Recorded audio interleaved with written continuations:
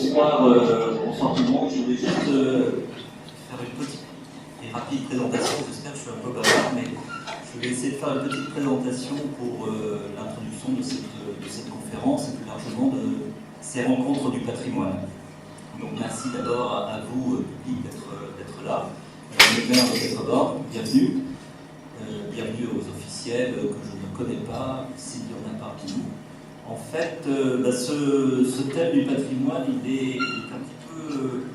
il est quelque chose que l'on a dans la tête avec nos équipes à l'Institut français et puis également avec nos partenaires à Maurice depuis un certain nombre de temps. Et puis c'est un sujet d'actualité et on avait envie, avec nos deux intervenants de ce soir, d'aborder un peu cette problématique dans la question conservation et valorisation du patrimoine, un enjeu collectif, et comment finalement on traite cet enjeu-là, qui est, je pense, à Maurice, et plus largement dans l'océan Indien, et même ailleurs, extrêmement important. Enjeu, problématique, le patrimoine, c'est pas un domaine facile.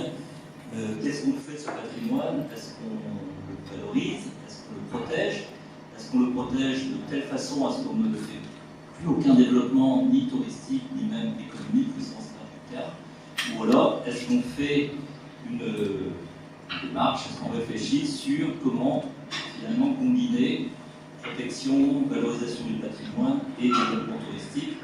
Et je crois qu'à Maurice, la question se pose de façon encore plus vive et de façon plus aiguë, compte tenu effectivement des enjeux que nous avons, compte tenu de votre richesse et des richesses patrimoniales que nous avons sur ce territoire, que l'on ne connaît pas toujours très bien, et moi modestement je ne le connais pas trop encore, mais on s'aperçoit que c'est quelque chose qui est vraiment précieux et que l'on doit se donner de garder et de valoriser. Alors, il y a effectivement rapidement les possibles et puis les contradictions, et je crois que toute la thématique va tourner autour de ces questions-là. Quelques mots peut-être pour vous dire aussi que ces rencontres du patrimoine, nous en avons eu l'idée avec Marc Nouchi, le directeur des affaires culturelles aux Indiens, qui est basé à La Réunion, qui vient d'organiser à La Réunion donc, les entretiens du patrimoine de l'océan Indien, qui est une manifestation qui se déroule tous les 2 ans et demi, tous les 3 ans, et qui a cet objectif de réunir l'ensemble des acteurs de l'océan Indien.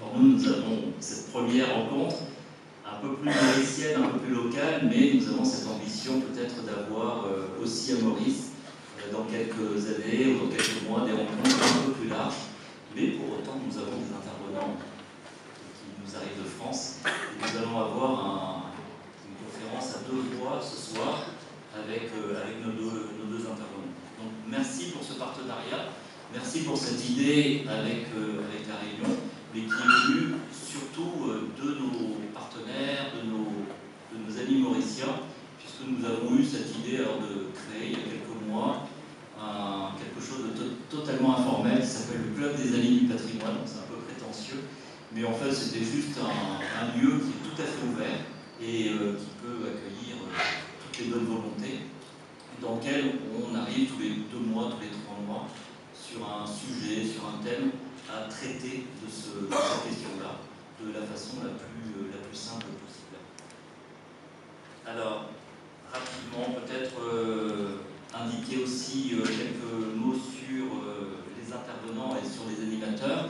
Ces rencontres du patrimoine se dérouleront sur 2 jours, un jour et demi. Donc nous avons cette conférence effectivement ce soir, et puis demain nous avons 3 tables rondes, disons plutôt 3 ateliers de travail qui se tiendront à l'Aventure du Sucre, et je remercie nos partenaires de l'Aventure du Sucre qui nous accueillent demain, et nous traiterons sur un format de public peut-être plus averti, mais qui n'est pas du tout fermé, mais plus petit, et l'idée c'est effectivement de prolonger la discussion ce soir dans des ateliers demain qui se dérouleront entre 9h et midi à l'Aventure du Sucre.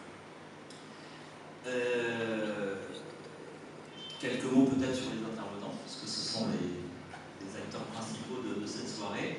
Donc, et je les remercie vivement. Donc, Madame Ortiz, Marie-Lise Ortiz, qui est directrice générale d'une association qui s'appelle Sites et Cités Remarquables de France, et qui, à travers son parcours, d'abord à l'association des villes et des pays d'art et d'histoire, c'est comme ça qu'on s'est connus dans d'autres zones, qui a beaucoup travailler en France d'abord, et puis en Europe, et même en Inde ou ailleurs, sur justement toutes ces problématiques de valorisation du patrimoine, notamment dans des tas de sujets, alors je l'ai dit vraiment voilà, de façon inorganisée, sans aucun lien hiérarchique, sur la médiation, sur la formation des guides, sur la façon de montrer comment, dans une ville ou dans un pays, un patrimoine peut être valorisé.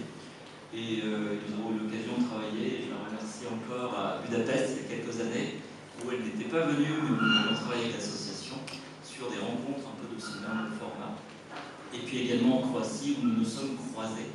Et en fait, nous nous voyons vraiment aujourd'hui, après quelques actions menées, sans vraiment nous rencontrer. Donc, merci Marie d'être présente et de prolonger aussi, après la séquence réunionnaise, par cette séquence mauricienne sur ton expérience. Et en fait, cet échange nous sera très précieux. Et puis également, donc, Thierry Le Breton, que vous connaissez sans doute mieux. Et Thierry est quelqu'un qui s'occupe depuis plusieurs années de développement durable, de protection et de valorisation du patrimoine, en tant qu'acteur, je dirais pas militant, mais quelqu'un qui a cette sensibilité-là.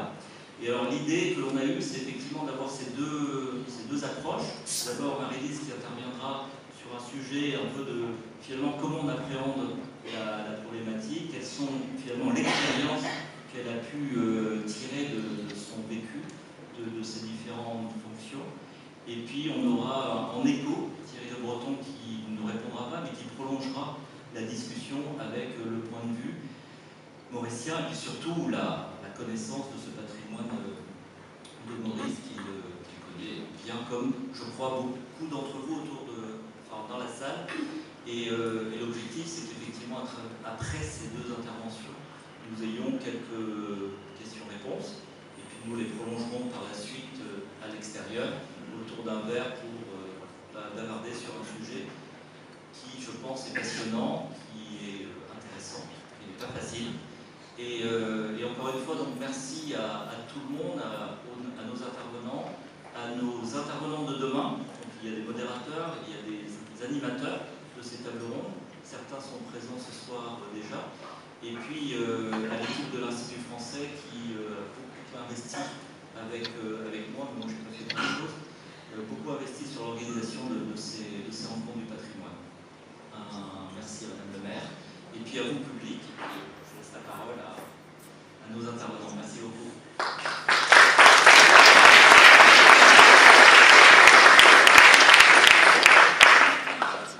Bonjour, merci beaucoup pour cette introduction.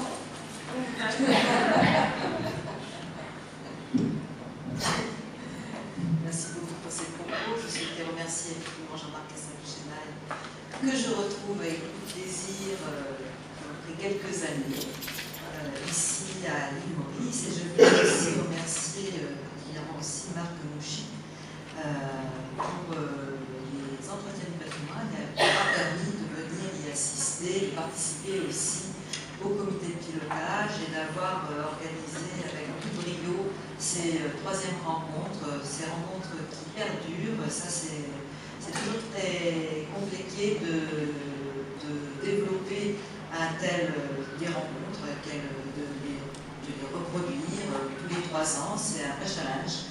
Et vraiment, bravo, parce que ces entretiens ont été extrêmement intéressants. Et je crois, Marc, que tu nous en diras peut-être un mot pour les conclusions de ces rencontres qui ont été extrêmement importantes, je pense, au niveau de l'océan Indien. Bien, bonjour à tous.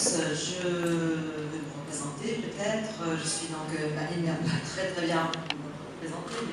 Donc je travaille pour une association qui s'appelle aujourd'hui Cités Remarquables de France.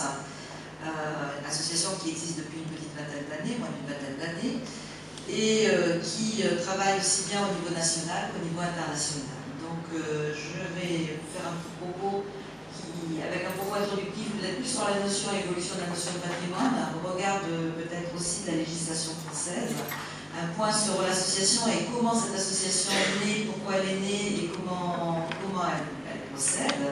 Et puis quelques exemples d'actions qui ont été menées dans le cadre de coopération, puisqu'on travaille avec une vingtaine de pays, on en a choisi 3, mais on est un petit peu, on travaille sur différents territoires, aussi bien beaucoup en Europe, un peu en Afrique, notamment beaucoup au Mali, et on travaille en Inde, en Chine, et on commence à travailler aussi sur l'Amérique.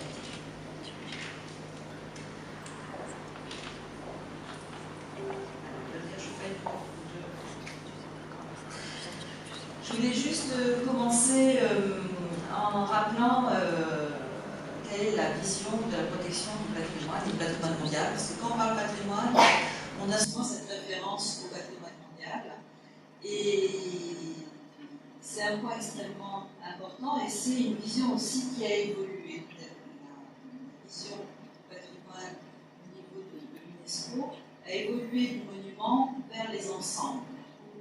La Convention concernant la protection du patrimoine mondial 1972 évoque la nécessité de protéger les monuments, les œuvres, les objets, mais aussi les ensembles. C'est aussi ce qui nous intéresse, les constructions isolées des pays, des sites, et la Convention donc considère comme patrimoine naturel les monuments naturels, les formations géologiques, les sites naturels.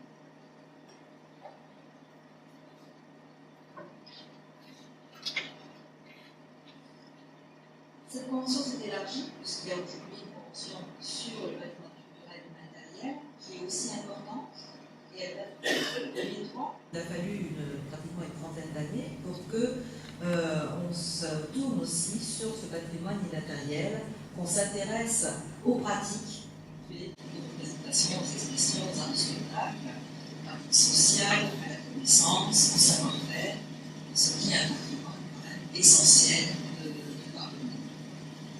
Il y a, je passe une section de choses que vous connaissez, il y a plus de 1000 biens inscrits sur la liste mondiale. 429 éléments aujourd'hui sur la liste mondiale du patrimoine culturel. Sur le questionnaire 2, aussi.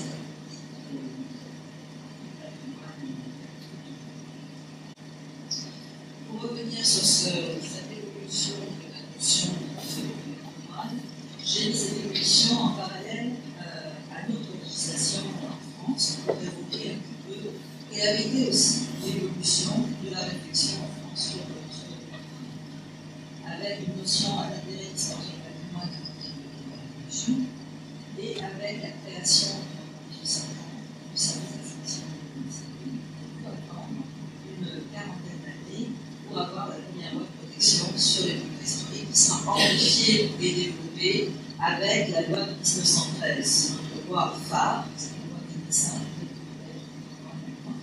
classement et qui permet aussi de classer un monument, même si le propriétaire n'est pas d'accord. Donc ça c'est quelque chose, c'est un point très fort, c'est régalien, c'est l'État qui décide du classement, de la protection des monuments qui sont problématiques pour la nation. Et en 1927, c'était aussi l'inscription des monuments historiques. Donc on a deux niveaux de protection, un niveau classement qui protège les édifices qui appartiennent à l'histoire et à la mémoire de la nation nationale, et un niveau plus régional avec une liste où sont inscrits donc les monuments et qui décident du niveau régional. Donc ces différents points concernent essentiellement les monuments. En 1930, on a une loi s'intéresser aux monuments naturels et aux sites, et cette loi est très très forte aussi en France.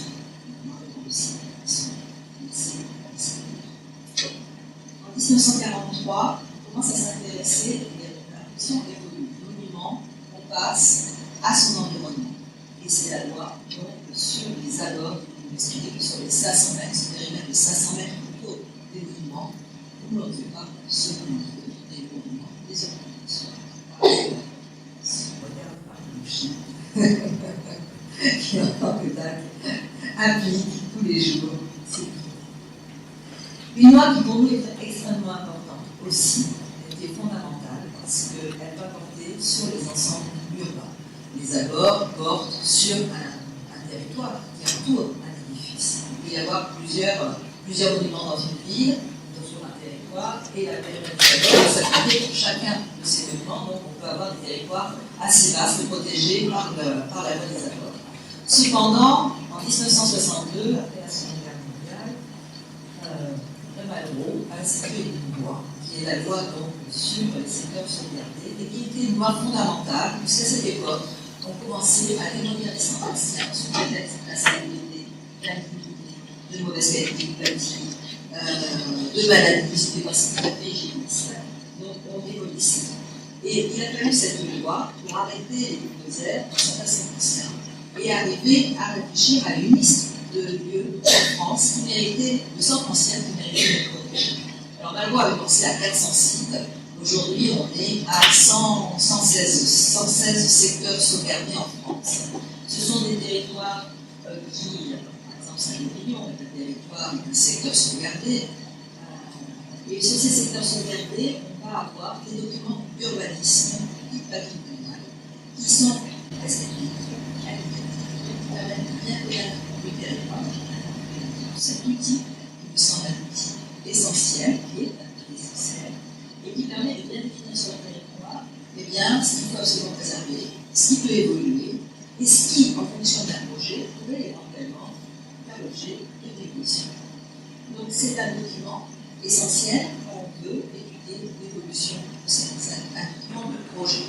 C'est pas un contrat, parce que moi j'ai toujours tendance à dire que dans le patrimoine, il y a des contrats, mais il n'y a pas de contrat. Il y a surtout, il faut avoir des ambitions. Je crois que tout à l'heure, Jean-Marc a parlé, disait que dans le patrimoine, il faut être militant. Thierry est un militant, c'est sûr, mais toute personne qui s'intéresse au patrimoine est forcément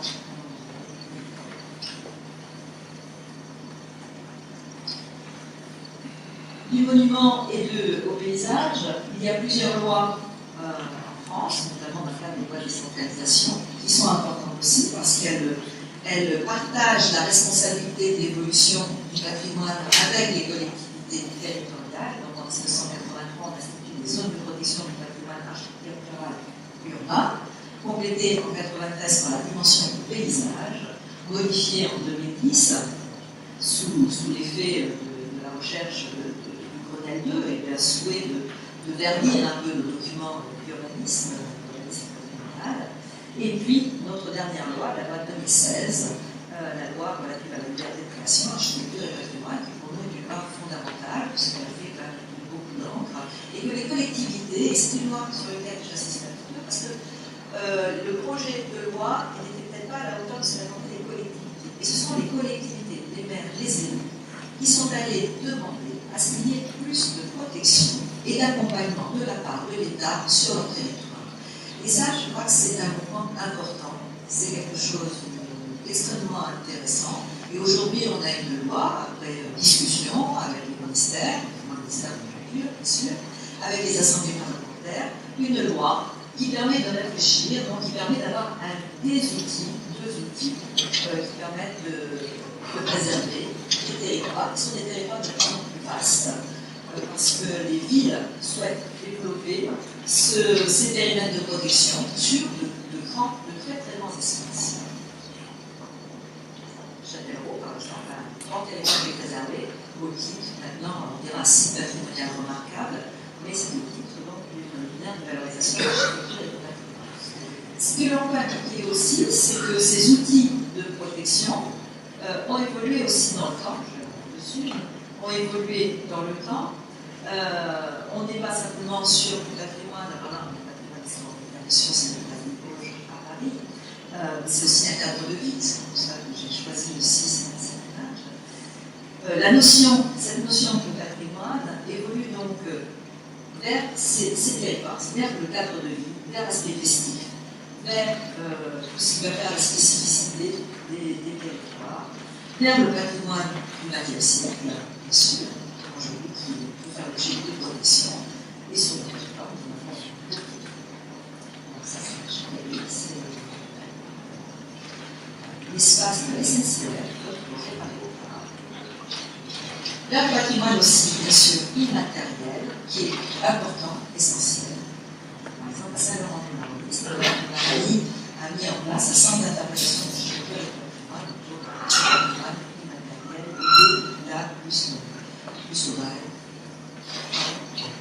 En Guyane, oui. Oui, en Guyane.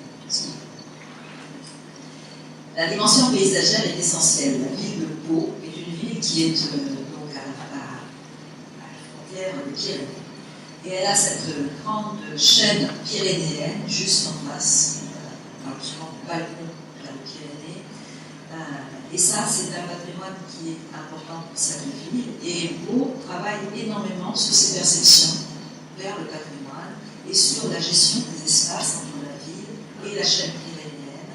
Il y a un très beau document qui permet de préserver aussi tous ces espaces et de réfléchir à leur aménagement pour qu'ils ne détériorent pas non plus ce cadre de vie.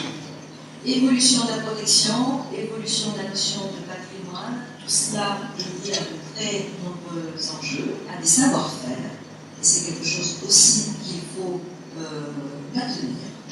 C'est un point aussi important, puisque la protection du patrimoine, la restauration, la réhabilitation, c'est de l'emploi. Un emploi qui est important sur cette restauration. Alors la restauration d'édifices emblématiques, comme à Strasbourg, en Alsace, d'autres types de restauration, peut-être plus courant, c'est un emblématique à jour. Et une réflexion à la fois sur la qualité de la restauration, avec des techniques appropriées, des produits appropriés aux bâtiments anciens, pas du ciment sur la pierre, bien sûr, mais donc des techniques et des savoir-faire qu'il est important de maintenir parce que nous aussi, nous avons des pertes de savoir-faire importantes. Parce qu'on va vers des matériaux, des produits plus facilement réalisés que l'opage qui est plus près. Donc, travailler les enlever à la chaux, eh bien, pour les corps de métier, le corps de métier ne sait plus forcément le faire. Donc, on est obligé de travailler sur la formation initiale, mais aussi la formation continue des différents corps de métier. Et il y a aussi, ce que l'on note aussi avec beaucoup d'inquiétude, c'est qu'on a aussi un manque de renouvellement de ces artisans qui, pour ceux qui partent à la retraite, eh bien, parfois ne sont pas remplacés parce que ce sont des métiers qui demandent beaucoup d'endurance, qui sont difficiles, qui demandent beaucoup de technicité. Et donc, on a aujourd'hui cet enjeu. On a à la fois l'enjeu de renouvellement de la qualification et de la qualité de nos artisans, le renouvellement de ces personnes, et en même temps l'enjeu de produits qui sont beaucoup plus faciles à utiliser et qui viennent perturber en fait les savoir. Alors ce sont des choses sur lesquelles on essaie de travailler également avec les collectivités et avec les regroupements d'artisans.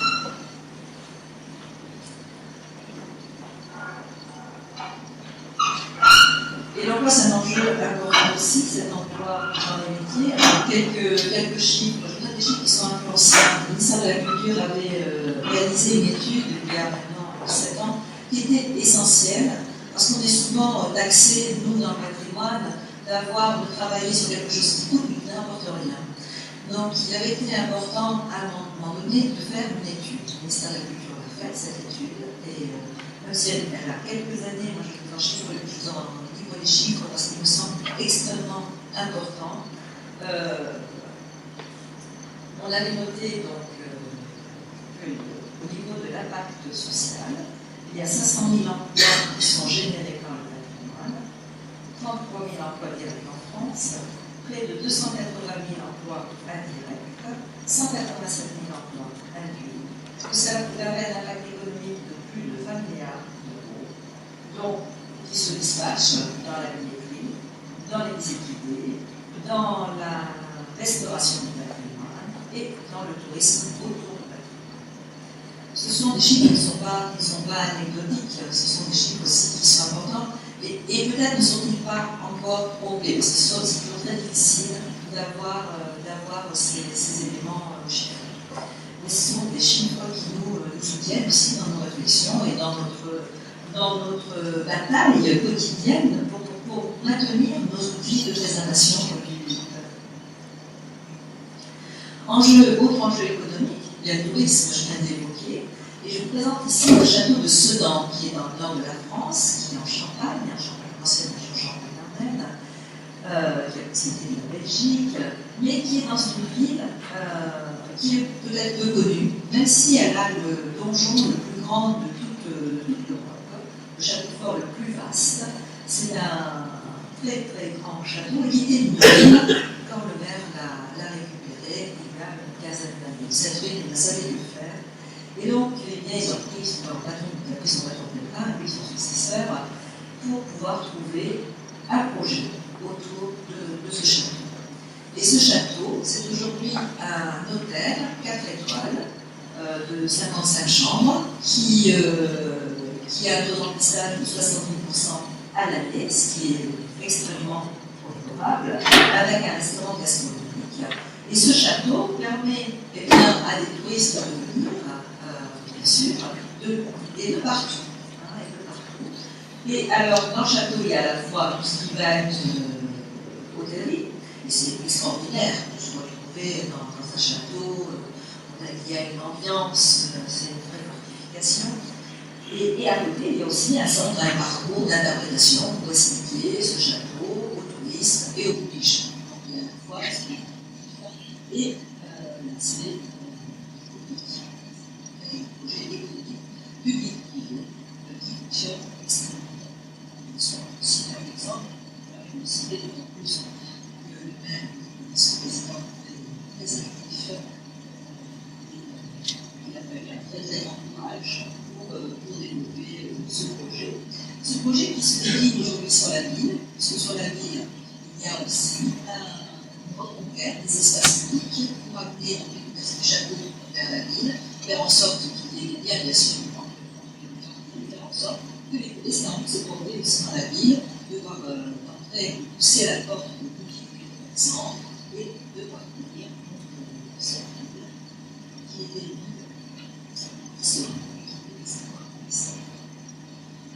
autre enjeu joue le tourisme, la de villes qui sont plus au sud, pas le sud, plus au sud-est, Pézenas, et plus le sud-ouest. Pézenas est une ville, je vous présente cette unité dans un édifice du XVIIe siècle. Pézenas est la ville de Molière, aussi, dynamique. C'est une ville, donc vous le voyez, vraiment carrière, un tourisme, et on pousse les portes pour découvrir ces cours intérieurs. Il y a aussi des villes qui sont animées. Et puis, Pézenas, c'est une image qui m'a été l'expression, mais Pézenas a travaillé sur le métier d'art. Pézenas, c'est aussi une ville militaire, c'est une ville d'art et d'histoire.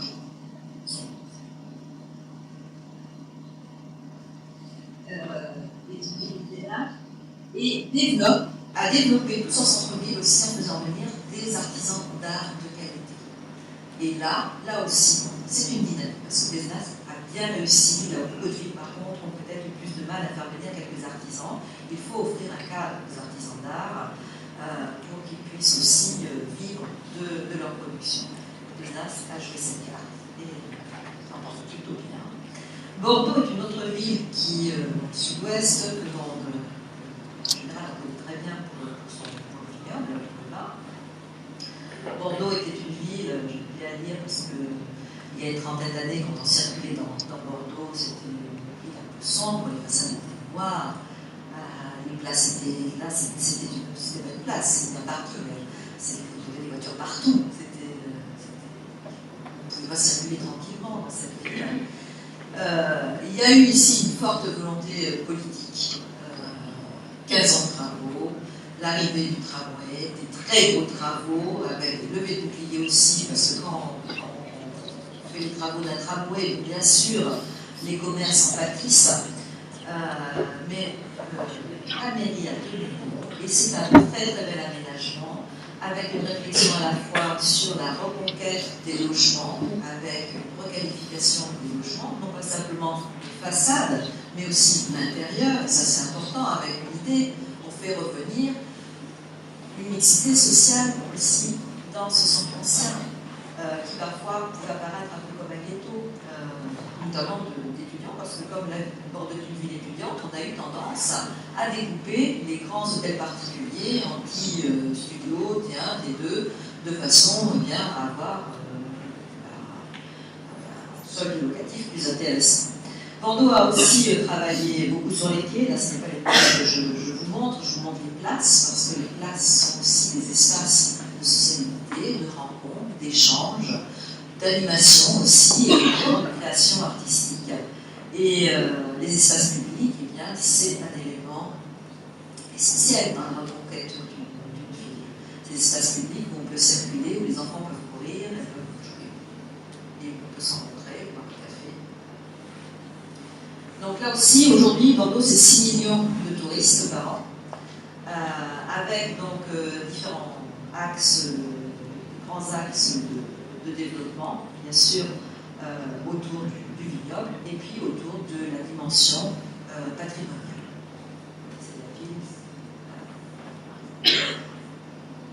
C'est la ville et patrimoine, et aussi c'est le patrimoine mondial.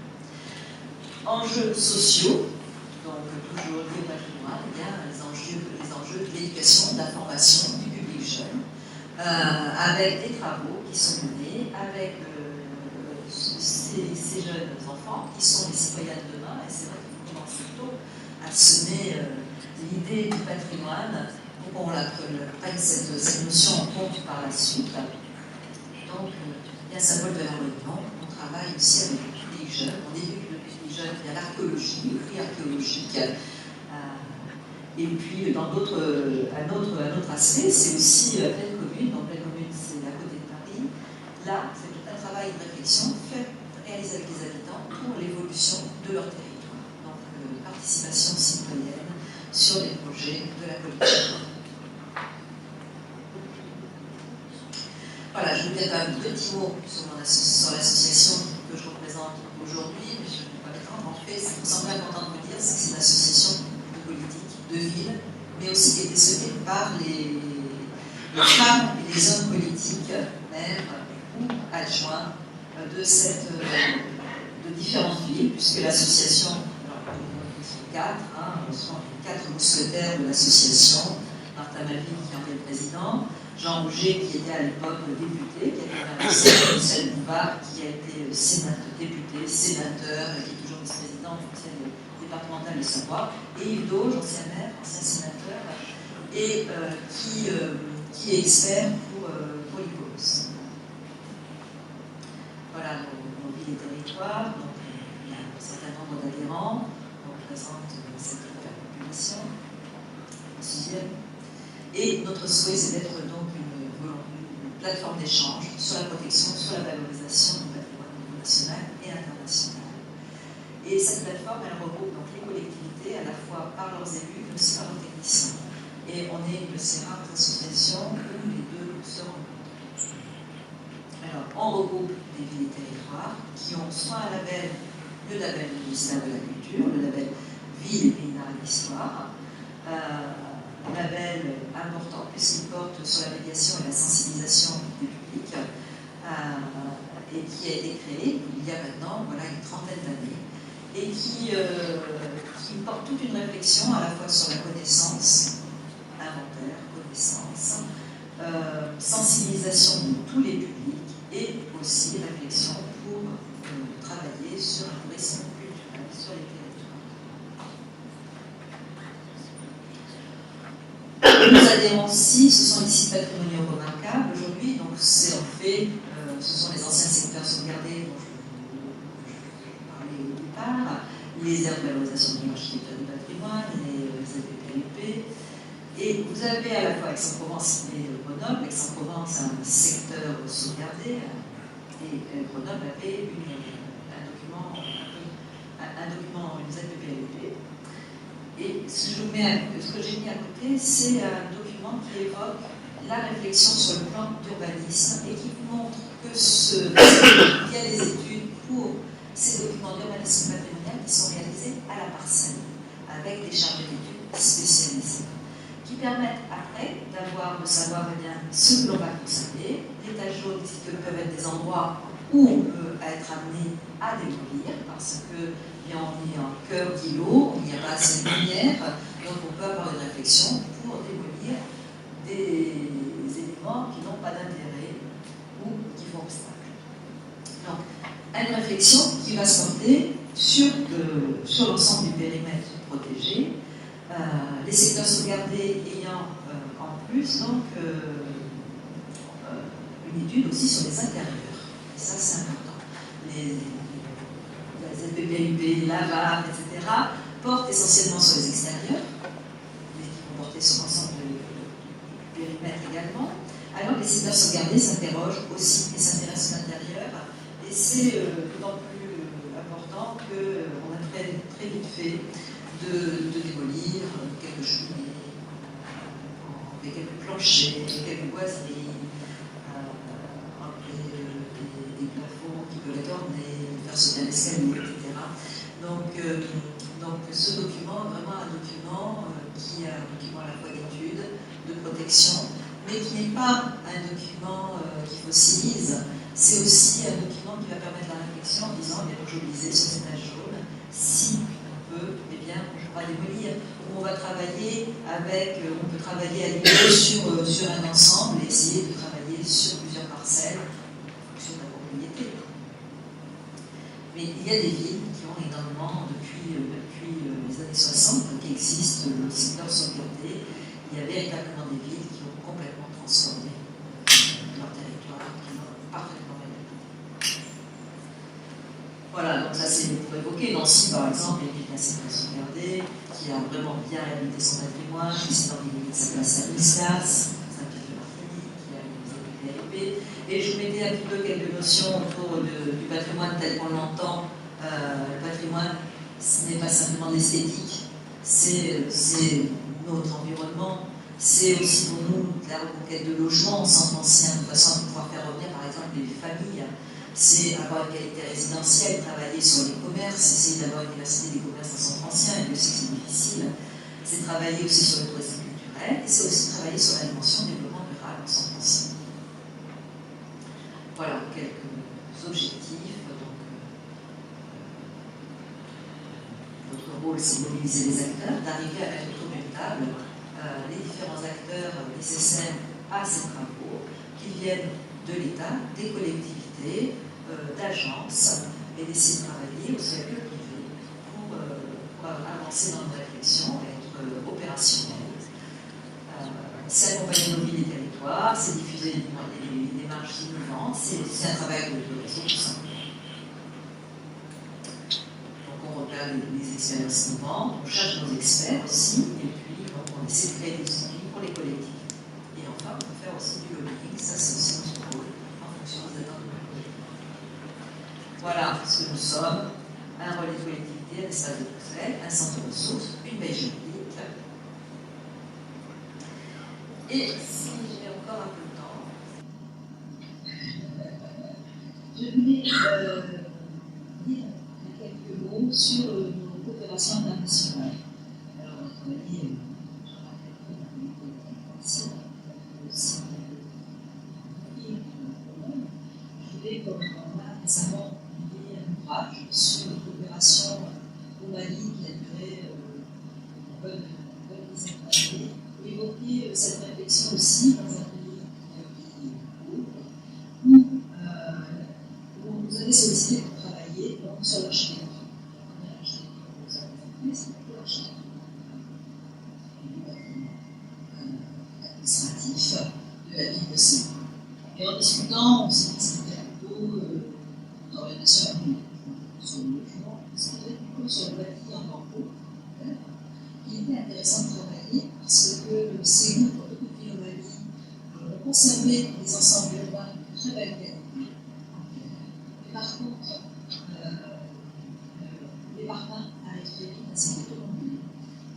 commence à faire disparaître cette architecture. Et très dernièrement, on était à Calais pour organiser une bibliothèque nationale et le président de l'association de maires est venu aussi à cette politique, présenter aussi cette expérience qu'on a menée avec lui. Et pour dire combien ça avait été difficile parce que dans l'esprit européen, il faut construire en dur et l'architecture en terre, c'est l'architecture de pauvre. Et le souhait n'était pas de faire d'avoir une modernité telle qu'elle était diffusée à la télé et d'avoir une architecture bien construite. C'était aussi difficile parce qu'il y a des risques, l'architecte ne peut pas aller à certains risques. Parce que s'il y a des restaurations, il s'agit aussi d'entretenir celle de ce bâti. Et si dans les villages, il y a encore la tradition d'entretien de la terre en eau, dans les zones urbaines, eh bien, voilà,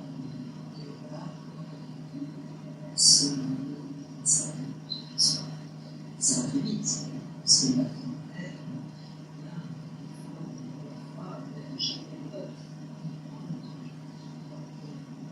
ce travail pendant une dizaine d'années de réflexion avec l'association de maires de Paris, avec un projet pilote qui a été celui de Séoul, où on a travaillé sur la réutilisation de plusieurs concessions en terre avec les architectes italiens, et en s'appuyant aussi sur des compétences de l'école d'architecture de Grenoble, qui a un laboratoire spécialisé qui s'appelle spécialisé sur l'architecture moderne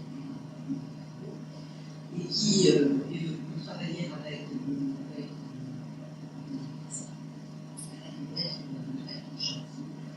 et qui a travaillé aussi, bien sûr, sur les améliorations pour faire en sorte que ce bâtiment dure. Ça, c'est la grande complexe, une session, et c'est assez parce que plutôt que de construire le logement d'un endroit complètement dans la périphérie de Bamako, qui sont dans la facilement de Bamako, qui sont à une heure de route de Bamako, qui sont construits pour des lotissements par un, pour une famille, même si une famille. C'est sûr, c'est ça.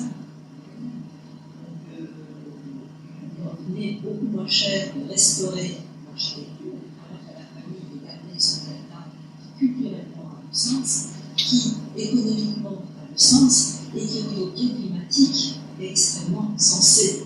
Il y a beaucoup moins de choses sous un toit en haut, sous un toit en haut, avec plus de 40 degrés, donc ça, c'est une opération qui a été développée sur des années. Et quand la collectivité dans la ville a fait son plan de bâtissement sectoriel, il correspondait au quartier secondaire, au quartier des champs aussi, le quartier le plus pauvre de la ville, aussi plus ancien. Ce sont les habitants, c'est le chef de quartier lui-même qui a demandé à ce que ce quartier bénéficie d'un outil de protection et qu'il soit réfléchi avec une protection donc plus forte sur ce bâtiment. Et c'est le premier quartier qui a été classé national de l'Union nationale. Et là, c'est un ensemble monumental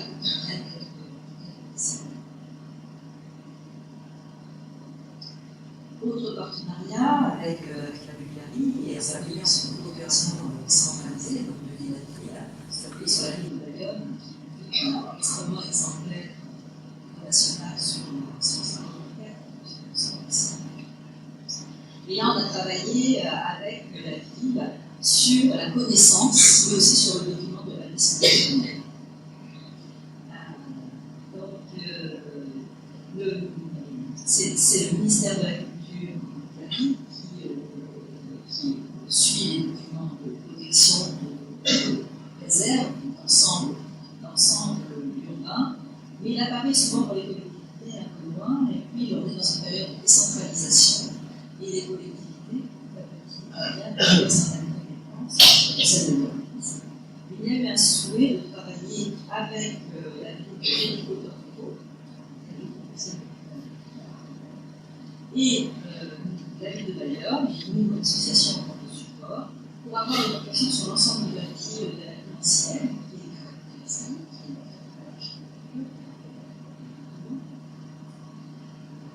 et il y a eu un travail d'inventaire, là aussi, à la parcelle qui est organisée, selon des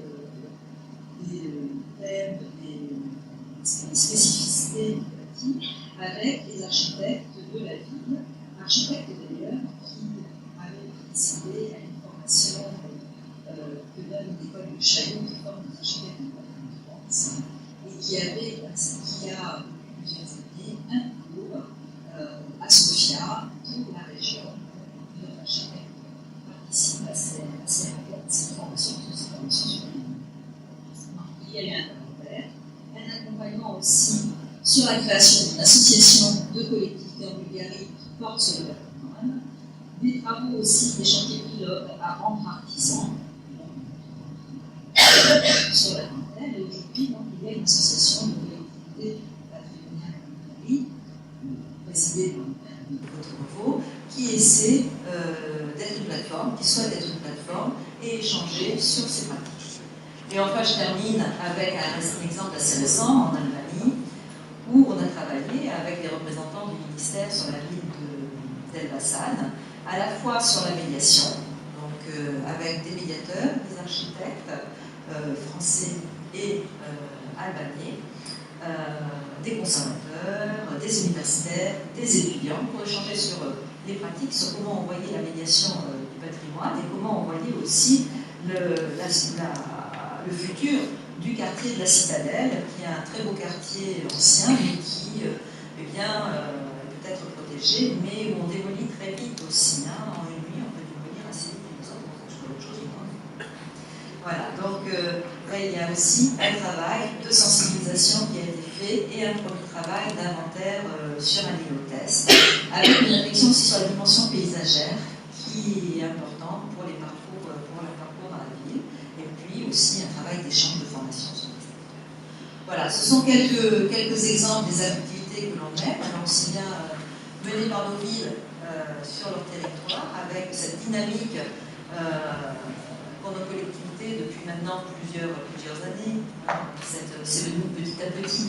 On parle quand même d'un cheminement qui a commencé au début du XXe siècle, qui s'est beaucoup développé à partir des années 60 et qui nous conduit aujourd'hui à avoir cette réflexion sur le devenir à partir, et la réflexion sur le développement économique de nos villes et territoires à partir de leur patrimoine, et non pas en contradiction avec leur patrimoine.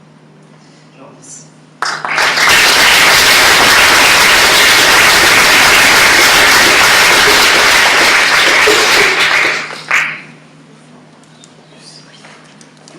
Merci beaucoup Marie-Lise pour cette présentation.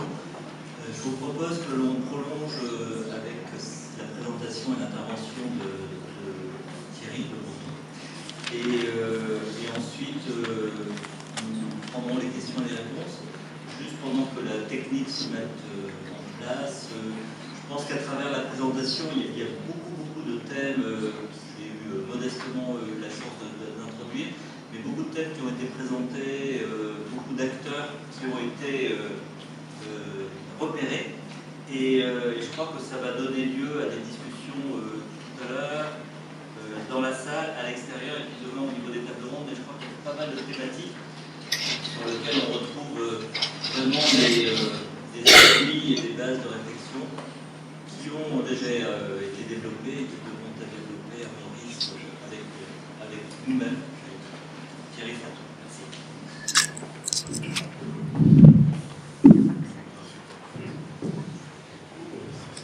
Merci Omar, merci à TFM, bonjour madame, bonsoir à tous, merci pour votre attention. J'ai l'honneur à pouvoir parler devant vous aujourd'hui.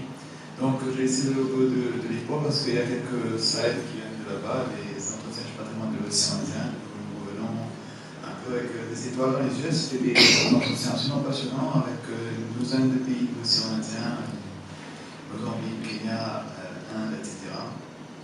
Et c'était des échanges très instructifs pour avoir avec eux ce qu'ils faisaient dans leur pays, et évidemment, par rapport à ce que nous faisons à Maurice, on sent qu'il y a encore beaucoup de marge pour nous en amélioration. Mais pourtant, les échanges sont absolument passionnants, puisque finalement, la question qui se pose pour nous tous, c'est de savoir quel est le meilleur de ce que nous voulons transmettre. Et c'est une discussion absolument passionnante et qui, je crois, nous a tous extrêmement mobilisés. Et donc, nous allons pas parler du patrimoine du tourisme, en fait, c'est le sujet de cette année. Et en fait, la réflexion qui a un peu émergé avec nous en discutant un peu sur ces enjeux, c'est de voir par rapport à Maurice comment on considérait le patrimoine. Et qu'aujourd'hui, finalement, Maurice a une vision du patrimoine qui est plutôt une objet mémoriel, symbolique du passé. En fait, c'est justement une espèce d'élément, support de mémoire, et souvent un peu opportuniste même, pour pouvoir sélectionner un peu l'idée qu'on se fait, pour pouvoir légitimer un peu notre présence sur le terrain, sur le territoire mauricien, pour pouvoir ensuite agir et pour pouvoir légitimer implicitement son action dans l'espace public, que ce soit dans la géographie, dans l'espace, que ce soit sur le terrain politique. Donc en fait, le patrimoine, c'est un peu un objet symbolique pour pouvoir légitimer une conquête de territoire, que ce soit une conquête de territoire politique ou une conquête de territoire géographique, spatial. Et en fait, c'est cette espèce d'objet mémorial du passé seulement. C'est un espèce de vecteur qui travaille toujours vers le passé, un espèce de fossile qu'on a invoqué dans le présent pour soutenir les stratégies de conquête.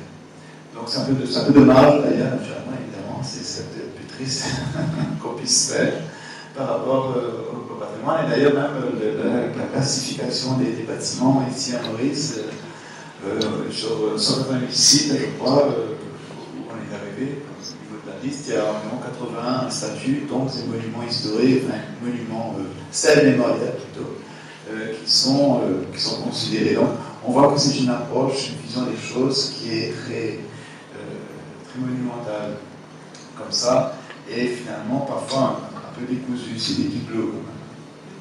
Donc, et en fait, d'une certaine manière, on retrouve cette idée de l'objet symbolique qui investit le territoire. Là, c'est une façon, mais on peut aussi voir des formes de procession, ou des façons de faire du bruit, donc qui sont aussi des façons de gagner dans l'espace public, ou de gagner ou en politique aussi d'ailleurs, hein, des façons de pouvoir se référer à une personne, par exemple. Alors, ça c'est une façon de voir, ça c'est l'approche un peu politique que prend le patrimoine et la mémoire, ou alors, ce n'est pas cela, à défaut, il est au mieux un folklore juste bon pour les touristes, donc on va, une petite vitrine un peu glamour, et pour lequel le touriste va devenir un peu un consommateur instantané. Par exemple, là, je me balade là-bas, c'est une approche vraiment esthétique à la ruine, c'est-à-dire que là, ce sont de belles ruines. Voilà. Et on est là et on dit, mais personne n'arrive à se mettre en relation avec ça, à interpréter quelque chose, à se mettre en représentation dans ces ruines. Tout au mieux, on peut faire des mariages, parce que ça fait des décors de mariage, mais ça ne rentre plus dans la production culturelle du présent, ce n'est plus dans un processus de vie. On ne sent plus d'énergie vitale mauricienne qui s'accapare de ça et qui produit à nouveau une vitalité culturelle qui soit émouvante et qui soit partageuse, et pour lequel finalement le visiteur, parce qu'on a beaucoup utilisé ce mot, on n'en est pas beaucoup plus que touriste d'ailleurs, et donc on n'arrive pas à produire quelque chose de suffisamment vital pour que n'importe quel visiteur, qu'il soit local ou étranger, peu importe, mais qu'il soit capable de venir et rentrer dans un vrai partage. Et naturellement, là où on bute un petit peu. Et c'est là où justement la présentation de Henri Zorzi tout à l'heure, pareil, ils sont très folkloriques et très pastiche, un peu posés comme ça à plat, avec des codes implicites auxquels on s'attend nécessairement, où il y a même une surprise, même, enfin, finalement, les danseuses de ces gars comme ça, elles n'existent qu'à l'hôtel. Les mauriciennes danseuses de gars comme ça, elles étaient pas vraiment. Et c'est du dommage, parce que finalement, peut-être que le touriste préféré, parce qu'on danse toujours le Sega, je danse le Sega, mais juste pas comme ça. Donc, et enfin, l'autre faille, l'autre faiblesse finalement de notre rapport au patrimoine, c'est finalement de la politique culturelle, c'est de garantie sociale, donc on va distribuer le strict minimum justement dans les paramètres que nous voyons là, c'est-à-dire dans ces petits passages-là, juste pour s'assurer que chacun a bien la dose nécessaire pour pouvoir exister légitimement dans l'espace politique et donc avoir droit au chapitre ainsi de la gauche. Parce que justement, il a juste la culture légitimante pour pouvoir revendiquer son existence. Donc voilà un petit peu la boucle du patrimoine mauricien dans sa pauvreté. Et on va passer maintenant à la richesse, parce que tout l'enjeu justement pour nous maintenant, c'est de réussir à pouvoir identifier ce qui relève d'une spécificité vraiment mauricienne. Et là, tout l'enjeu du patrimoine, et je vais rester encore un peu sur des lieux communs, parce que je vais reprendre un peu une trame narrative autour de la ville de Port-Louis, puisque c'est la continuité, puisque Marie-Lise se présentait avec l'idée de ville. Donc je vais rester sur des lieux communs, et le but c'est qu'au-delà du bâtiment, des bâtiments, et donc des éléments extrêmement figés, physiques, matériels, comment au-delà de la pierre, on soit capable aussi de réactualiser tout ça dans une vitalité culturelle vraiment mauricienne, où tout le monde arrive à se retrouver dedans et à se sentir bien dans ce cadre. Donc, évidemment, oui, c'est rien, c'est des plages toutes simples sur une lagune. Et tout est à construire. Ce qui est intéressant, c'est qu'au final, ça va être cela une des dimensions de la richesse mauricienne. Il y a beaucoup de ça dans le super très rapidement, parce que en fait, c'est surtout le débat, il y a un public d'arrière ici,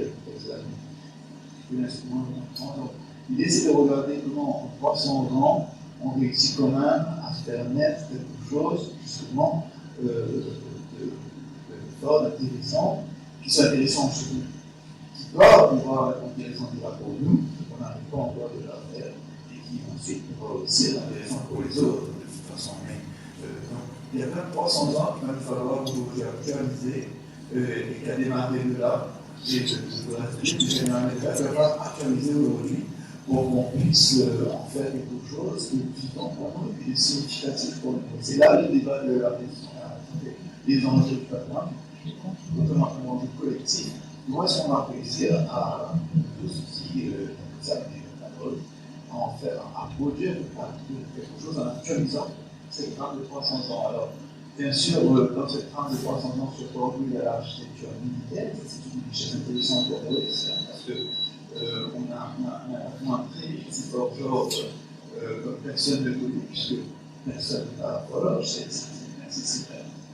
C'est dans le port, dans la zone sécurité du port, mais c'est un fort absolument remarquable, c'est un fort immense, comme je l'ai. Et donc, comme ça, on a un architecture militaire vraiment remarquable, c'est significatif du rôle stratégique de Maurice dans l'océan Indien, sur la route est-ouest, et on a fait pas autant de passeports comme ça dans la région des Alpes centrales, qui date de l'époque française. Donc, c'est à la fois une approche climatique et chronologique. Donc, là, on est sur les deux bâtiments. Là, je suis d'accord avec ce que vous voyez ici, c'est l'époque plutôt anglaise, mais l'île autonomie où c'est construit le Fort Georges est déjà une fortification de l'époque française. Donc là, il y a peut-être des opportunités de discerner des stratifications dans la construction végétale. Donc les casernes à l'époque française, naturellement, on peut dire vraiment là, c'est avant la nation asiatique. Les prisons de Port-Louis, juste de la Portugal, donc sur les données, mais ça aussi c'est l'époque française. Ça aussi c'est vraiment restauration et bon, la citadelle, j'ai mis aussi la citadelle, ça c'est plutôt l'époque française, donc on sort un peu dans le logique chronologique, mais on sort quand même dans le thème de l'architecture militaire significative, qui fait vraiment partie de la richesse du patrimoine mauricien, qui en soi est quelque chose de et qui peut vraiment Bon, ensuite, le port va devenir un lieu d'escale, certes, et qui va être complètement orienté sur l'accompagnement des bateaux en route vers l'Est. Donc c'est aussi pour ça que l'architecture militaire est aussi présente.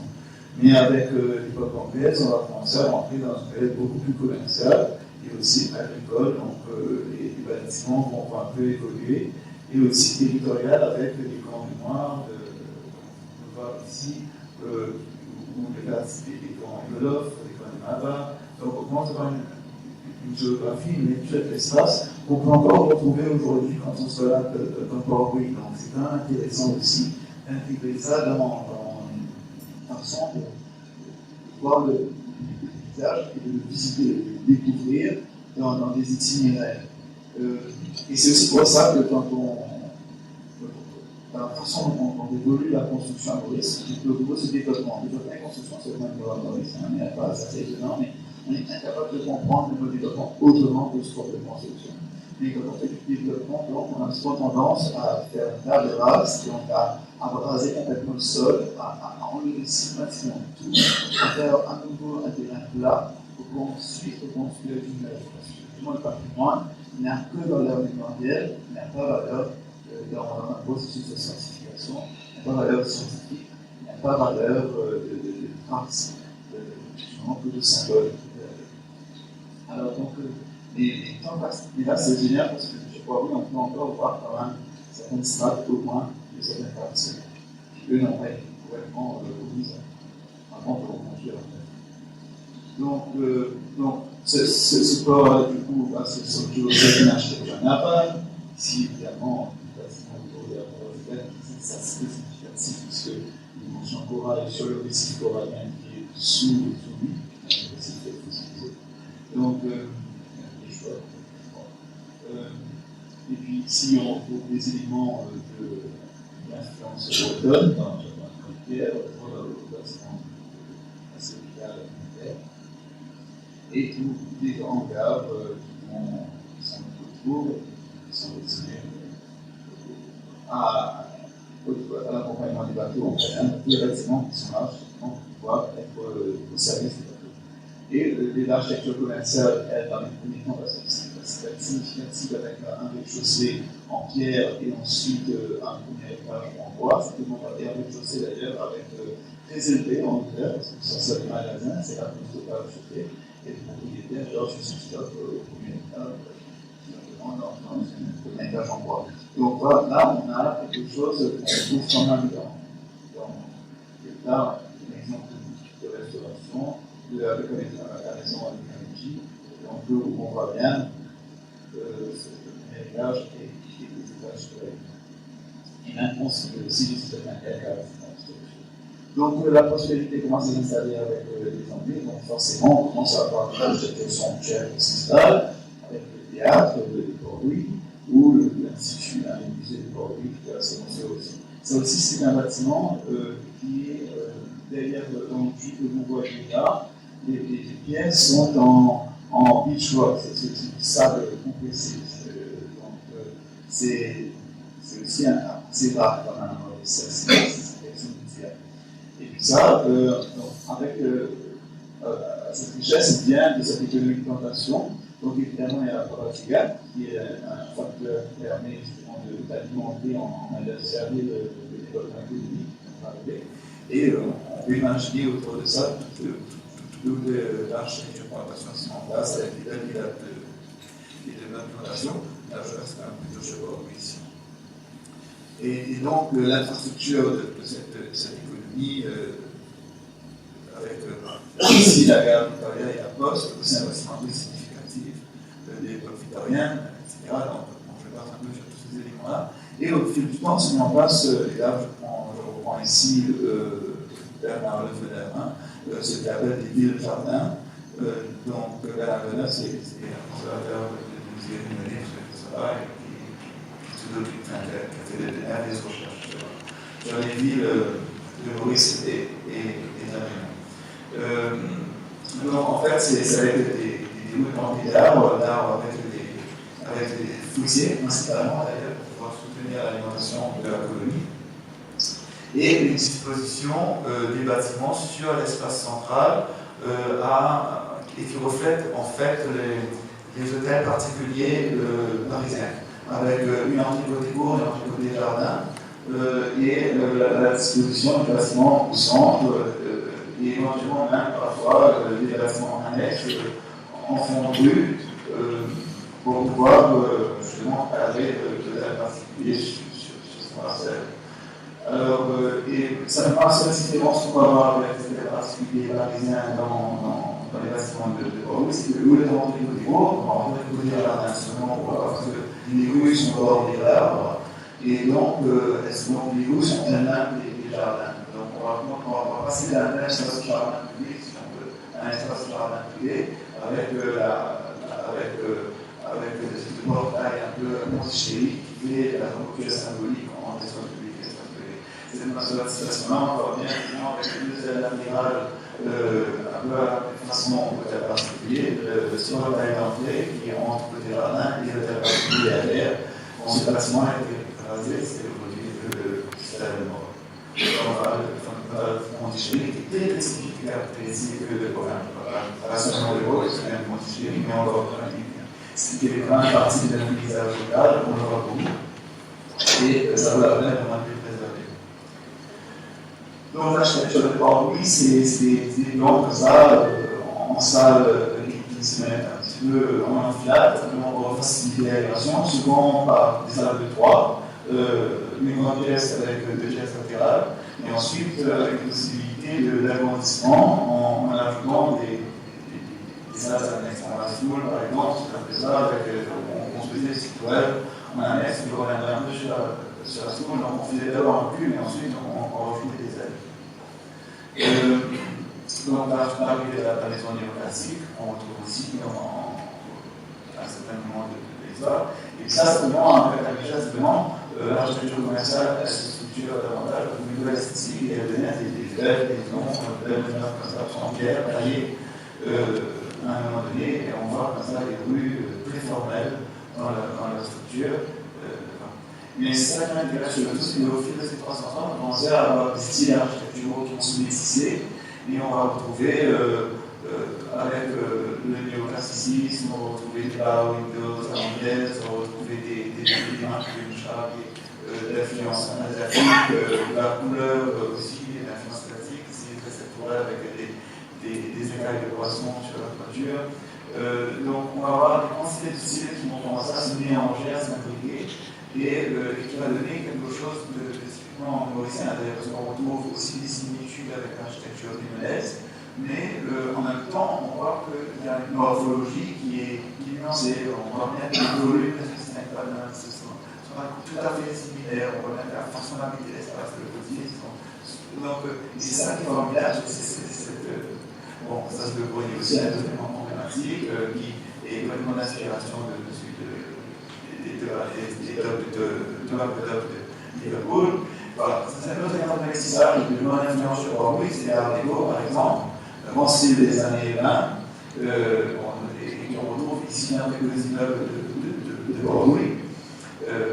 Et très important, et donc on retrouve ce bâtiment au Champ de Mars, donc on voit bien ce bâtiment au Art déco de certaine manière, un peu plus modeste, naturellement, ce n'est pas ce qu'on dirait que c'est meilleur, mais ça montre de certaine manière l'existence de négoce de style entre le coloriste et son ouverture au monde des grands. Finalement, Bordeaux est une ville monde des grands, on réussit à intégrer tout cela, et on retrouve d'une certaine manière à nouveau cette même influence avec aussi dans les deux ailes latérales du bas. Dans cet esprit de peut-être particulier à la parisienne, la façon d'occuper l'espace, mais avec des ailes latérales des Art déco, la rupture symbolique du hôtel qui rentre côté jardin et la maison avec des bar windows, toutes sortes de décorations fleuries, etc. Enfin, etc. Là, on a un mélange de styles absolument formidable, et là, on va chez le soir. Donc, et donc, les opportunités du patrimoine, parce que c'est ça qui nous intéresse, en fait, c'est ce que j'utilisais Marie-Lise, c'est l'impact économique, en fait. C'est ça qui est intéressant, c'est que ça peut, c'est pour une dépensée à l'échelle nationale, par l'économie, ça peut générer énormément d'avoir, indirect et intuitif. Et donc, c'est à ça que nous ne sommes pas malheureusement appris, c'est une étude qui est faite en France, on n'a pas eu l'occasion de la faire en Angleterre, mais ça implique énormément d'artisans, énormément de savoir-faire, et c'est pas obligé de le faire, d'avoir des experts uniquement dans les jeux de tourisme, parce qu'évidemment on a parlé de tourisme, mais la réalisation du patrimoine de la société économique ne passe pas que par des activités touristiques ou muséographiques. Peut-être que ça va en faire des musées, nécessairement, ça fait plusieurs musées, mais il y a aussi d'autres choses à faire, parce qu'à un moment donné, une fois qu'on a suffisamment de musées, il faut passer à autre chose. Donc voilà, statistiquement, directement de l'impact économique. Alors, il y a une façon de l'utiliser, c'est pas la symbole passif. Très bien, tant mieux. Donc, pour moi, ça préserve et ça fait un budget marketing, grosso modo, de restaurer un bâtiment. Mais c'est un budget marketing très intelligemment dépensé. Et c'est pas plus cher du tout pour certaines entreprises qui ont des budgets marketing suffisants pour ça. Et il va quelque chose à intégrer à ce poste-là. L'opportunité pour le développement des sciences et des techniques, une opportunité, je m'en parle des artistes, je reviens je suis pour jamais mélanger les slides. Enfin, donc, c'est aussi l'opportunité de pouvoir faire des recherches scientifiques. Là, je vous présente par exemple des recherches archéologiques en haut, en Maurice, que ce soit ici dans les temples du cimetière du Morne, à Mougeny, qui les squelettes étaient dans notre sable et au contact de la mer, et on a été obligés, l'équipe de Stanford, de développer de nouveaux protocoles de composition d'ADN pour pouvoir interpréter les squelettes. Donc finalement, le patrimoine, ça peut nous forcer à devenir innovant, à bouger le limite de la science et de la recherche. Et c'est aussi pas sous-estimer en fait. Je voyais le travail que faisait les cyclicités de France tout à l'heure, et je me disais, face à tout ce qui nous présentait au niveau de ces pays, souvent sans doute nous aussi on disait oui, les Français, de toute façon ils n'aiment pas contraintes, ils aiment les lois, ils aiment que ce soit compliqué, mais en fait derrière ça, ce qu'il faut pas oublier, c'est aussi l'exigence de qualité, en fait, la recherche d'excellence, et comment ne pas transiger dessus, et c'est surtout ça qu'il ne faudrait pas oublier dans le processus. Et donc le patrimoine comme un lieu d'excellence, ça c'est quand même quelque chose une opportunité d'innovation. Et aussi, enfin, là, on revient sur le patrimoine comme opportunité aussi de recherche. Par exemple, ici, sur un bâtiment en bois comme un school pouvait l'être, c'est une opportunité d'étudier la structure d'un bâtiment comme ça, d'un point de vue architectural. Donc c'est pour ça que de cette manière, dans les évolutions actives, c'est un peu un crime parce qu'il y a un savoir-faire qui se perd. Même les architectes mauriciens aujourd'hui ne sauraient pas vraiment nécessairement reconstruire une maison comme ça, parce que les écoles d'architecture actuelles n'ont pas nécessairement tous les cours sur la maison traditionnelle bois mauricien. On a un étudié en France, donc on a même une école d'architecture. Mais en fait, c'est un savoir-faire là qui est implicite dans ce bâtiment. Et il faut pouvoir le déchiffrer, il faut pouvoir l'interpréter et l'enregistrer pour pouvoir le transmettre. C'est ça va faire, sinon c'est foutu. Donc si on est au niveau fixe, et c'est ça qui est intéressant dans le patrimoine, c'est qu'ils enseignent encore des choses, et dans cela, le bâtiment en bois mauricien, quelque part, a aussi besoin d'apporter sur l'habitat tropical et par rapport au développement durable, en fait. Donc là aussi, c'est une voie de recherche pour l'habitat futur. Et ça aussi, c'est une opportunité du patrimoine mauricien qu'il ne faut pas oublier. Le patrimoine, c'est un peu ce que c'est ça, c'est une opportunité pour développer la maîtrise technique sur un savoir-faire, sur les matériaux. Aujourd'hui, les pierres sont volées et vendues, mais ça veut dire qu'il y a une économie pour ces pierres. Ça veut dire qu'elles ont la valeur, ça veut dire qu'il y a des gens qui achètent. Donc, c'est l'occasion, plutôt que de laisser une économie du vol et du commerce informel se développer, c'est plutôt l'occasion de développer un savoir-faire technique et de revaloriser les métiers d'artisan. Alors, je vous montre ici un chantier école qui se fait en ce moment à Réunion, avec la visité dimanche. J'étais absolument ému de voir ça parce que ce sont des jeunes qui sont formés sur site et qui sont aussi dans les études d'habilitation d'une certaine manière. Et de la visite, parce que le Lazare, c'est en fait un vieux quarantaine réunionnais qui dans l'Afrique plate là-bas. Et là, ce qui m'a le plus ému, finalement, c'était plutôt le travail de ce jeune-là et sa terre. Parce que, et là, on est en train de produire une réactualisation du patrimoine au quotidien, dans le présent. Et là, on est en train de faire de production culturelle mauricienne en faisant ça. Voilà. Et c'est ça que c'est quand même génial de pouvoir voir, c'est de restaurer cette économie qui a disparu. Elle n'est pas que de la taille de pierre. Ça peut être de l'imprimerie au plomb, par exemple, qui peut devenir un centre d'excellence extrêmement différenciant parce que l'on peut faire des choses très spécifiques, très originales, sur des papiers de bonne qualité et faire des objets. Ça peut être aussi sur du textile de très haute qualité. Donc aujourd'hui, on fait déjà quelques éléments sur les mécanismes de montre, bien sûr les pinceaux. On fait déjà du textile en gros volume, mais rien ne nous empêche de rentrer dans de l'artisanat d'art, comme un Marie-Laure disparaîtrait, et puis là, on fait de l'exportation. Mais c'est quand même des métiers d'excellence et très exigeants. Et ensuite, le patrimoine, c'est aussi une opportunité pour la régénération urbaine. Voilà, comme c'est la cathédrale à Saint-Denis, extrêmement vivante, c'est un exemple formidable de repli, de façon de pouvoir la ville de se renouveler. Et ça peut marcher un peu, extrêmement dans le cas. Donc, enfin, au final, le patrimoine, c'est aussi une matrice pour la nation mauricienne future. Je dis souvent le Cameroun là, parce que c'est un sujet d'inquiétude pour nous. Je me suis pas mal. Je vais souvent rencontrer la communauté d'Arul, qui est propriétaire de ce temple il y a une dizaine d'années. Parce que c'était un vieux temple d'Arul qui était encore dans son jus que j'avais trouvé à Maurice. J'aurais dit qu'il ne fallait pas que le démolisse. Parce qu'il y a un gros processus, comme vous savez, de démolition des temples d'Arul pour reconstruire des nouveaux en béton un peu dans les sites d'aujourd'hui qui avaient là. J'avais dit qu'il était plus construire, mais à côté, un peu plus loin, pas démolir aussi. Donc du coup, aujourd'hui, on a réussi à le classer grâce au travail de la province qui vient à chaque fois, le travail de l'administration qu'ils ont mené. Il a été classé, mais maintenant, du coup, puisqu'il est classé, ils veulent le restaurer. Pour restaurer le patrimoine, c'est enlever les enduits et mettre la pierre à la mine. Donc du coup, tout ce jaune que vous voyez là est enlevé et c'est magnifique parce que c'est ce qu'a fait ce jaune d'arbre de 1870 qui est extrêmement rare à trouver. On a des pigments qui sont extraordinaires et qui valent aussi pour la science. Donc c'est important. Pourquoi je recommande aussi pas seulement de retour à cette pureté originelle uniquement d'un pays d'origine.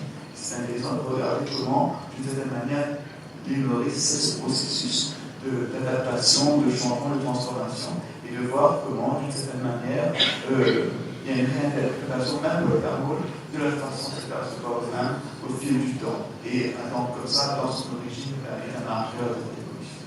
Voilà un peu ce que je voulais dire. Pour terminer, deux exemples qui pourraient être par exemple un débat. Enfin, ça, c'est intéressant, parce que pour terminer, c'est ça que je voulais mentionner. C'est que souvent, quand un patrimoine est bien Maurice, qu'on veut le réhabiliter, et là, vraiment l'architecte ici, je m'excuse d'avant, mais souvent c'est un architecte qu'on va voir en premier. Je pense qu'on a bien, c'est une erreur à faire, parce que quand un architecte voit le bâtiment en premier, il va déterminer un projet de restauration. Et ensuite, sur ce projet de restauration, on va établir les coûts, et les coûts, dans tous les cas de figure, seront toujours trop chers. Parce que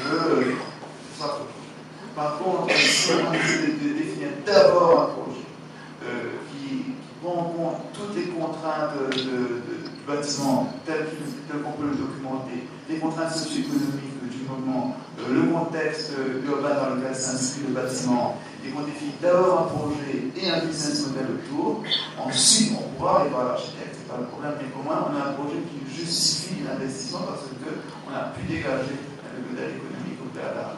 Et à ce moment-là, on a moins de peur quand on voit les chiffres arriver. Et c'est ça l'erreur qu'on fait souvent Maurice, que souvent on va voir l'expertise technique immédiatement avant d'abord. Alors c'est pour ça que je me dis simplement ça pour vous dire, voilà, un enjeu commun du patrimoine. Quel projet peut-on faire? Merci.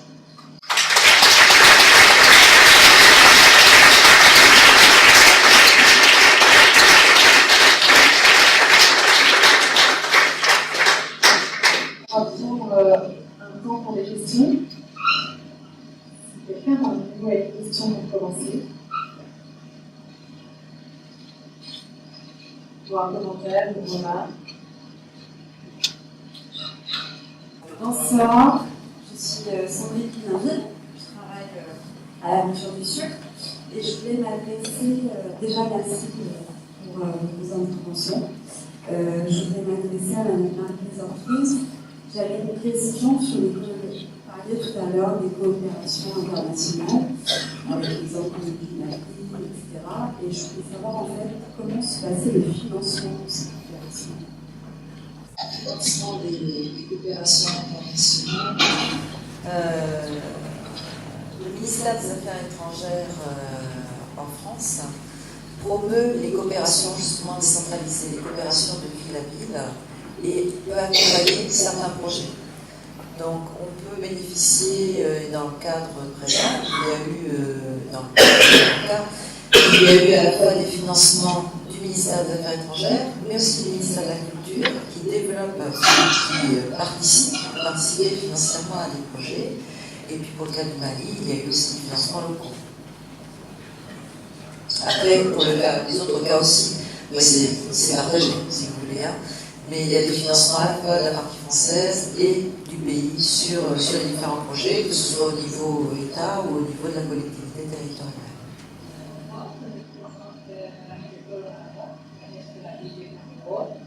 C'est pas tout à fait une question, mais c'est un peu du constat peut-être, et c'est malheureux, mais vous savez, à Maurice, nous avons un château à Florian, à Putain.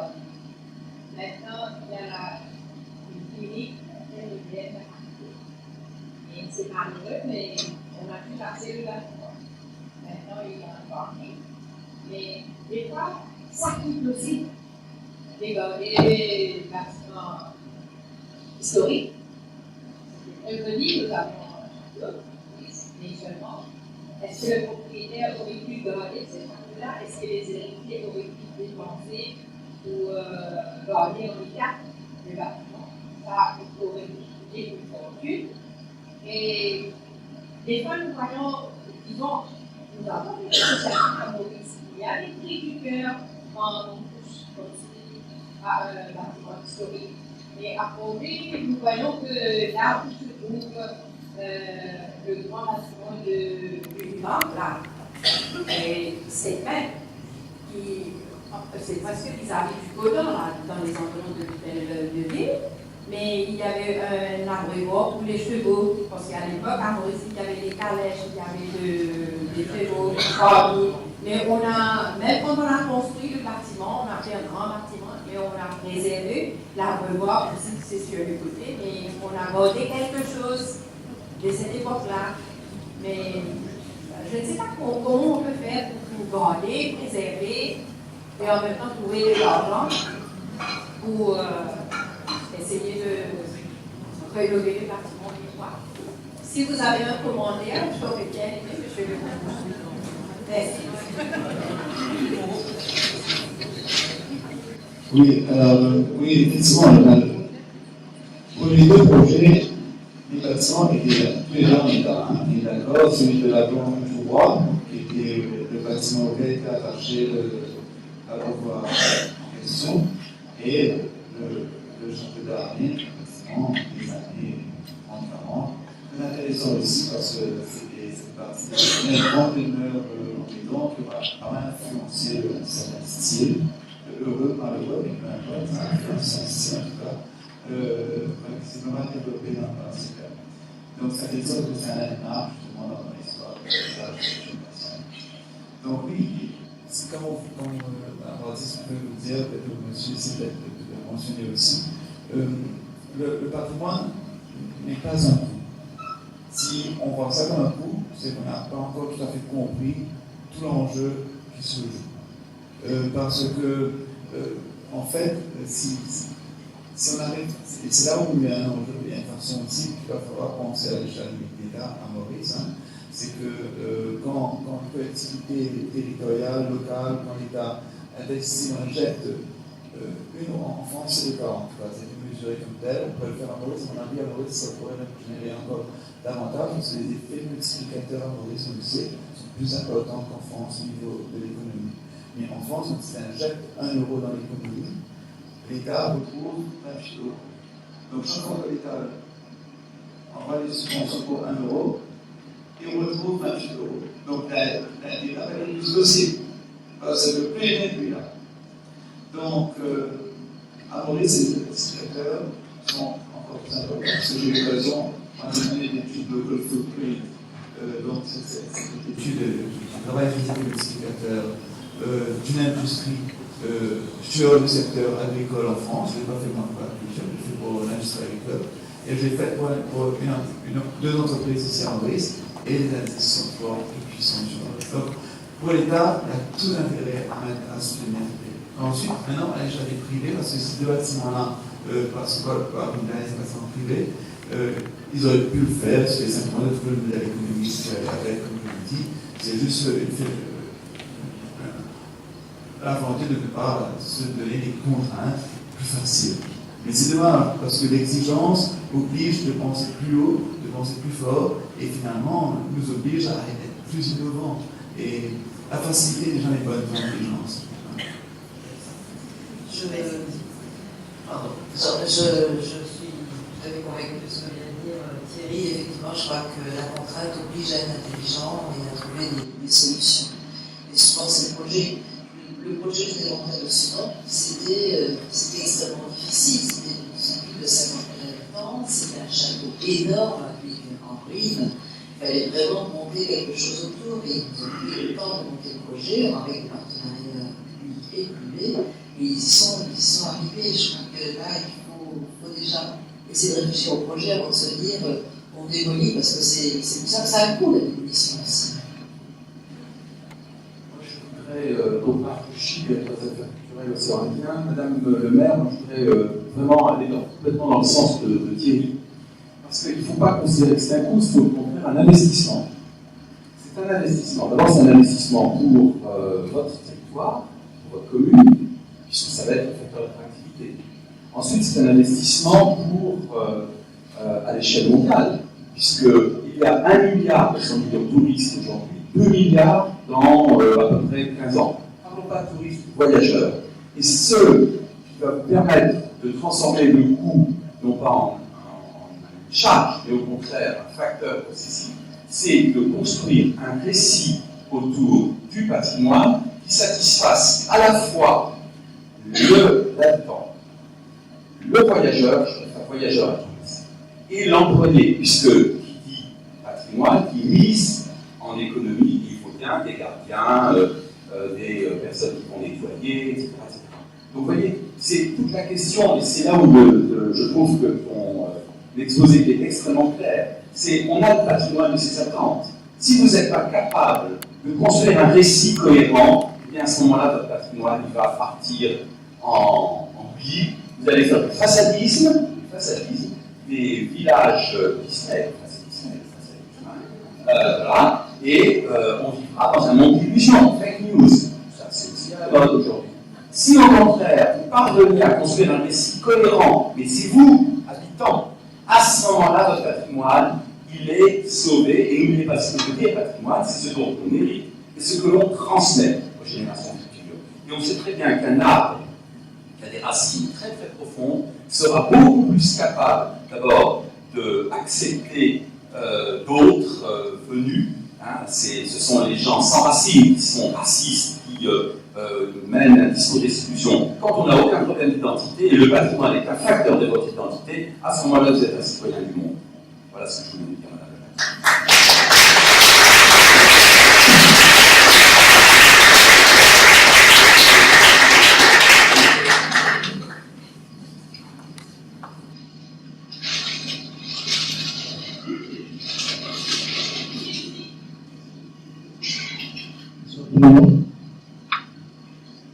Je suis très ravi de venir ici en parcourant le parcours, mais je pense que j'ai bien fait de venir ici.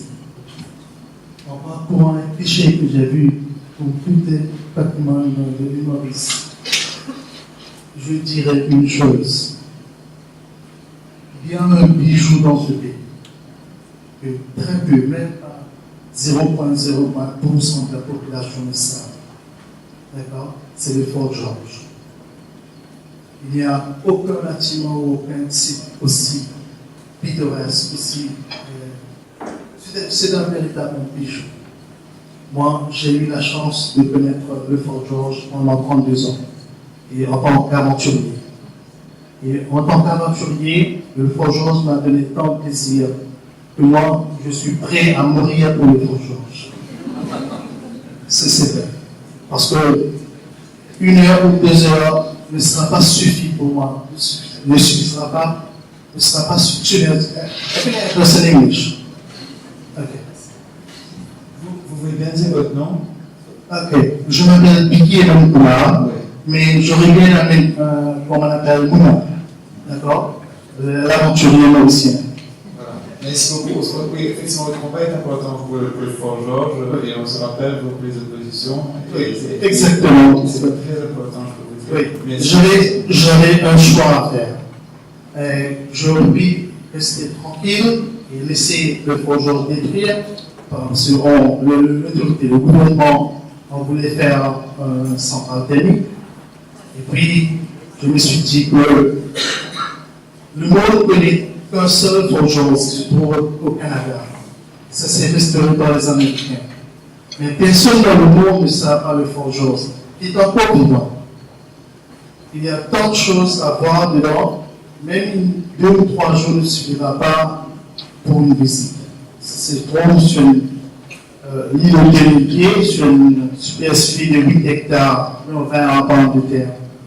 Mais ça ne se trouvait pas dans le port. Ça s'est trouvé dans une île. Avec le développement qui s'est passé dans une première phase, et on est venu tout près du Fort George. Mais moi, je connais l'île en 83, j'ai pêché des crabes là-bas. D'accord? Je connais l'île. Et puis, dans la deuxième phase de développement, dans les 2000, we again get closer. On est devenu encore plus près. Et puis, avec le recomblement du nucléaire territorial, le Fort George a été submergé par des structures portuaires. Mais le Fort George, c'est unique dans le monde, je dirais.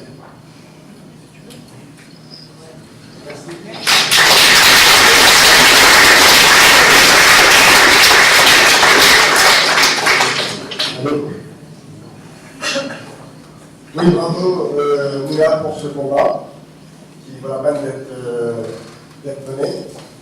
Sans transition, comme dirait l'autre de l'information, moi ma question est plus de savoir si la richesse d'un pays, que ce soit mesurée au niveau du PNB ou l'IDH, l'indice de développement humain, a une corrélation avec l'intérêt des gouvernements pour le patrimoine.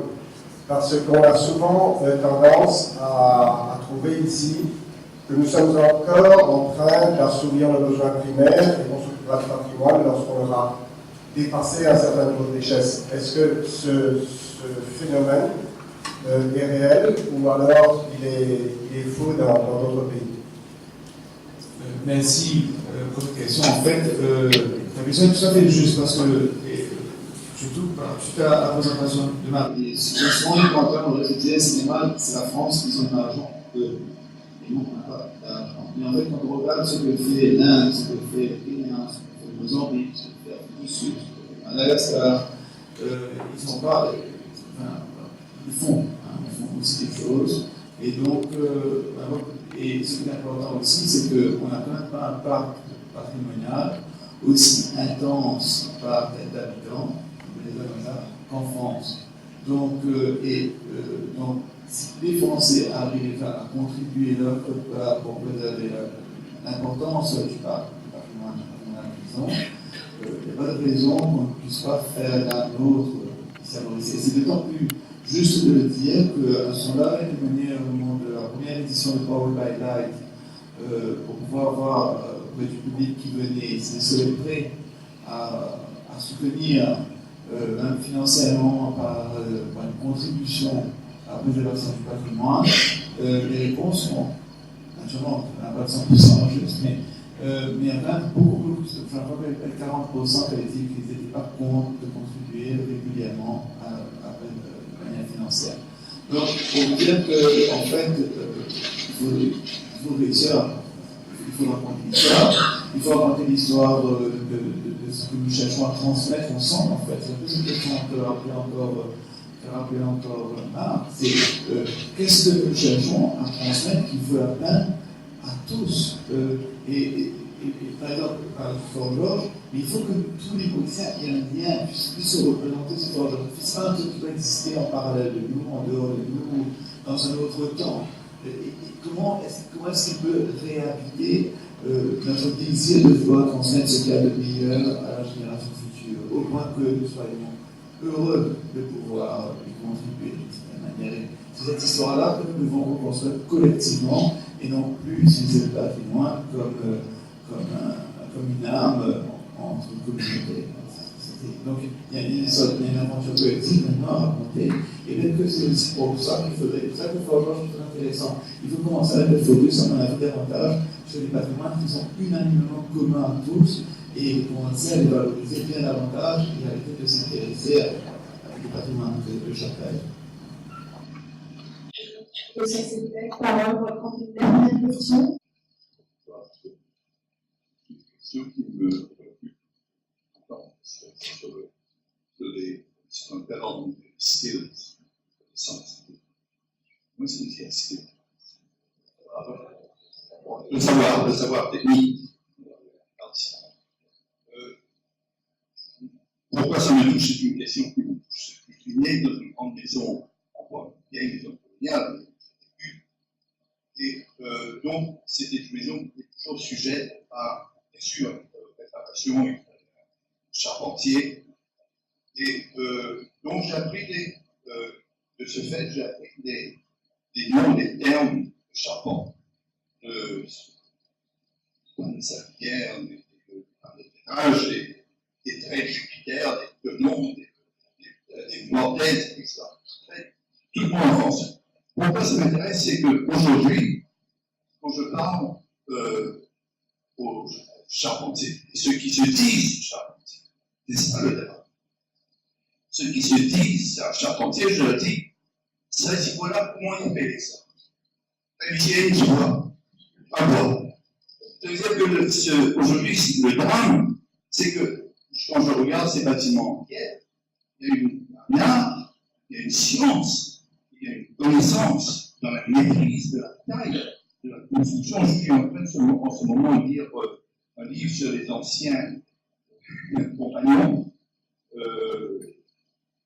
de grandes cathédrales du Moyen-Âge. Il y avait une maîtrise. Et alors, on est en train de parler de restauration de patrimoine, de bâtiments, comme Thierry dit, Maurice, c'est considéré comme des choses parallèles, un peu mortes, une autre culture, ne bouge pas.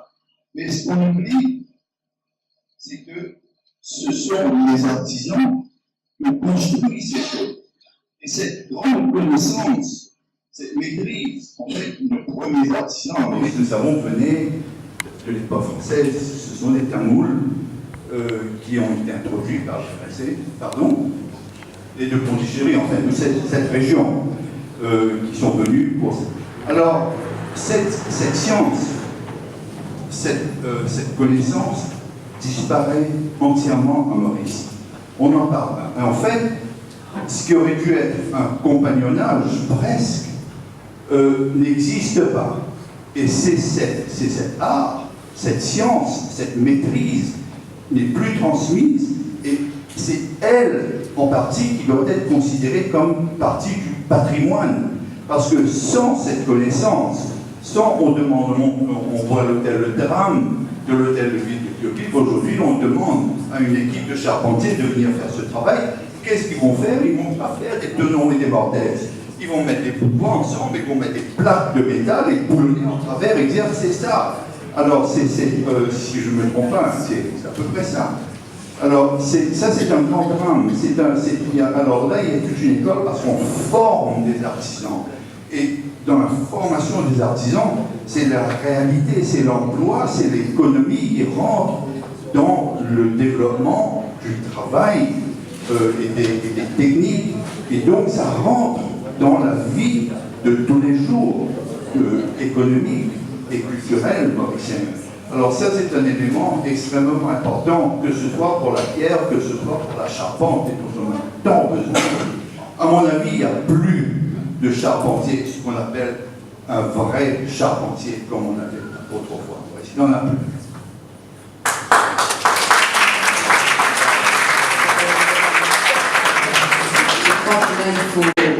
Véritablement, il y a un investissement à faire sur la formation continue.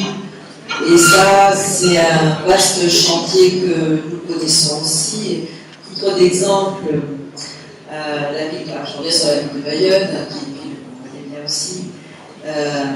Il s'agissait de travailler sur les enduits des façades.